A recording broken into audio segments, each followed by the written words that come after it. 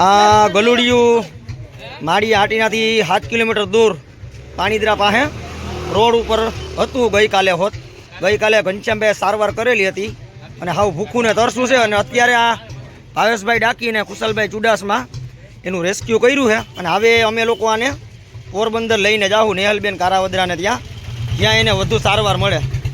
પાછળના પગમાં ફ્રેક્ચર છે, અત્યારે રાખ્યું છે અહીંયા રેકડી અમારી.